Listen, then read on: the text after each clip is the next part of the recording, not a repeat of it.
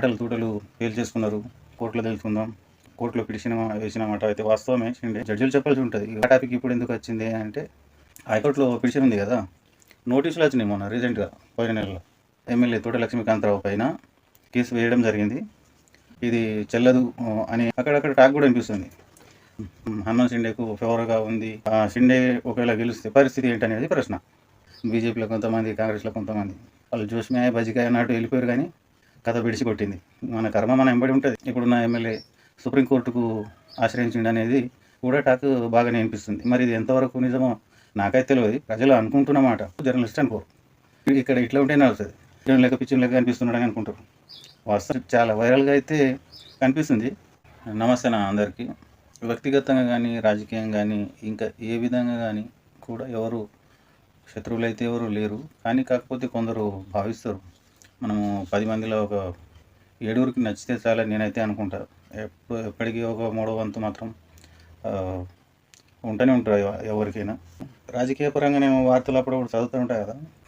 కాంగ్రెస్ వాళ్ళు ఏదైనా వార్త రాస్తే బీఆర్ఎస్ వాళ్ళు కానీ, బీజేపీ వాళ్ళు కానీ ఆడు కాంగ్రెస్ వాడు ఉన్నాడు, లేకుంటే బీఆర్ఎస్ వాళ్ళకి ఎప్పుడైనా ఫేవర్గా ఒక వార్త వచ్చినట్టు కనిపిస్తే ఈ కాంగ్రెస్ వాళ్ళు, బీజేపీ వాళ్ళు రాస్తే బీఆర్ఎస్ వాళ్ళు, కాంగ్రెస్ వాళ్ళు, ఈ విధంగా ఏ వార్త రాస్తే ఆ వార్త వాళ్ళకి ఫేవర్లో ఉన్నాడు అన్నట్టు వాళ్ళు ముద్ర చేసే ప్రయత్నం కూడా చేస్తారు. కానీ నేను ఏ పార్టీకి చెందినవాడిని కాదు. కానీ నాకు సమస్యల మీద మాట్లాడే ప్రయత్నం చేస్తే కానీ ఎవరిని ఉద్దేశపూర్వకంగా అయితే ఎవరిని కించపరిచే విధంగా ఎప్పుడూ మాట్లాడను. ఇక అది పూర్తిగా తప్పు అని తెలిస్తే ఎప్పుడన్నా ఆ విషయంలో ఏదైనా అంటే అంటుండొచ్చు. దానికి మీరు కొద్దిగా అర్థం చేసుకోవాలి. ఇదంతా ఎందుకు చెప్తున్నానంటే కొన్ని నెలల కిందట ఒక టాక్ వచ్చింది కదా, అది మన ఇద్దరు ఎమ్మెల్యేలు తోట లక్ష్మీకాంతరావు, మళ్ళా మాజీ ఎమ్మెల్యే హనుమంత్ షిండే ఈ మాటలు తూటలు పేల్చేసుకున్నారు.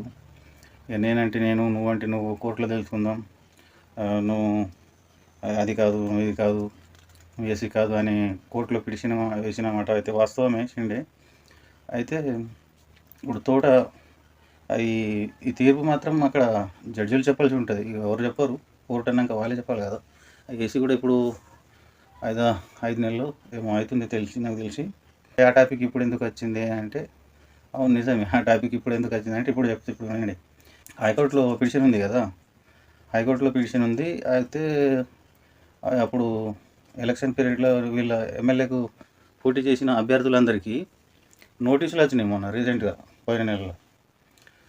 ఏమన్నా నోటీసులు వచ్చినాయంటే ఇప్పుడు గెలిచిన ఎమ్మెల్యే తోట లక్ష్మీకాంతరావు పైన ఆయన ఎస్సీ కాదు అని ఓడిపోయిన మాజీ ఎమ్మెల్యే హనుమంత్ షిండే కేసు వేయడం జరిగింది. ఇది అందరికీ మేము నోటీసులు పంపుతున్నాము, వీళ్ళు ఫలానా వీళ్ళ అడ్రస్సు, వీళ్ళు ఇక్కడ, ఇది చెల్లదు అని ఆయన కోర్టులో పిటిషన్లో పేర్కొనడం జరిగింది. మరి దీనిపైన విచారణ జరుగుతుంది అనే భావనతో వాళ్ళకు నోటీస్ వచ్చినట్లు తెలిసింది. అక్కడక్కడ టాక్ కూడా అనిపిస్తుంది, హైకోర్టులో హనుమంత్ షిండేకు ఫేవర్గా ఉంది, జడ్జిమెంటు ఉంటుంది అనేసి అంటున్నారు. మాకు ఒకవేళ అట్లనే హైకోర్టు తీర్పు వచ్చింది అనుకోండి, షిండే ఒకవేళ గెలిస్తే పరిస్థితి ఏంటనేది ప్రశ్న.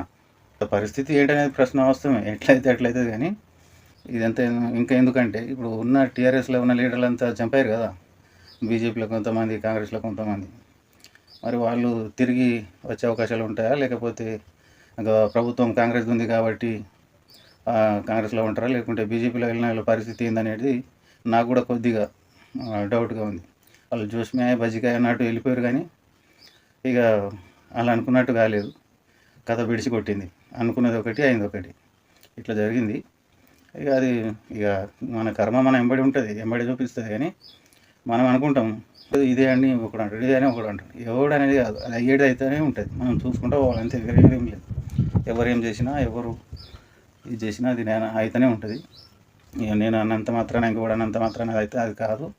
ఇంకోటి ఏంటంటే ఈ ఫేవర్గా ఉందని తెలుసుకుని ఇది నోటీస్ రాగానే ఇప్పుడున్న ఎమ్మెల్యే సుప్రీంకోర్టుకు ఆశ్రయించిండు అనేది కూడా టాక్ బాగానే అనిపిస్తుంది. మరి ఇది ఎంతవరకు నిజమో నాకైతే తెలియదు. ప్రజలు అనుకుంటున్నమాట, వాళ్ళు అన్నది నేను విన్నది మాత్రమే నేను చెప్తాను. ఇప్పుడు నాకు ఏమన్నా కళలో రాదు, నేనేమైనా అది నేనేమో ఊహించను. పోయి నేను ఎవరి దగ్గర వెతకను.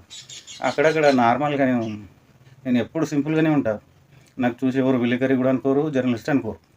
నా డ్రెస్సింగ్ గానీ, నా స్టైల్ గానీ ఎవరు అంత పర్టిక్యులర్‌గా నాకైతే ఎవరు అనుకోరు. ఇక నేను చెప్పుకోవాల్సిన పరిస్థితి వస్తది. అది వాస్తవమే అది. ఇది వెనుకబడ్డ ఏరియా కాబట్టి ఇక్కడ ఇట్లా ఉంటేనే నడుస్తది. వేరే దిక్కు పోతే జర్నలిస్టులు అని చెప్పుకోవడంతో సిగ్గు కూడా పడుతుంది మనం ఒక్కొక్కసారి. అట్లా నేను ఆ విధంగా ఉంటా కాబట్టి నేను ఎక్కడికైనా వెళ్ళిపోతా. మామూలు జనాలల్లో పోయి నిలబడి ఇట్లా ఏదైనా అడిగితే కానీ, లేకుంటే వాళ్ళు ఏదైనా అనుకుంటుండగా పలానా మనిషి వచ్చిండు మరి ఆపుదామని ఎవడు అనుకోరు. అంటే నేను జర్నలిస్టునని వాళ్ళకు తెలియదు కదా పాపం. ఎవరో ఉండొచ్చు, వస్తారు పోతారు నడుస్తుంటుంది. ఇంత గడ్డం వేస్తాడు, తెల్ల గడ్డం ఉన్నది ఎవడనో ఉండొచ్చు. మీసాలు ఏమో ఉంటాయి, ఇంటికెళ్ళిన ఏటీఎం లెక్క పిచ్చిన లెక్క కనిపిస్తున్నాడని అనుకుంటారు. వాస్తవమే, అట్లానే ఉంటే మంచిగా అనిపిస్తుంది. నాకైతే అదే బెటర్. అయితే ఇది సరే, ఇది నాది పోని. కానీ ఇది ఇంతకుముందు చెప్పిన విషయము చాలా వైరల్గా అయితే కనిపిస్తుంది. మరి ఇది ఏందాక వాస్తవం ఏందాక అబద్ధం అనేది నాకు కూడా కొద్దిగా సందేహం ఉంది. మరి ఇప్పుడు దీని గురించి ఎవరెవరు ఏమేమి అనుకుంటున్నారో కొద్దిగా కామెంట్ చేసి, తెలిసిన వాళ్ళు అంటే వాస్తవం ఏది అనేది కొద్దిగా తెలిసిన వాళ్ళు నాకు కామెంట్ చేస్తే బాగుంటుందని అనుకుంటున్నా. దయచేసి మీ కామెంట్ రూపంలో నాకు తెలపాలని నేను సూచిస్తున్నా. Thank you.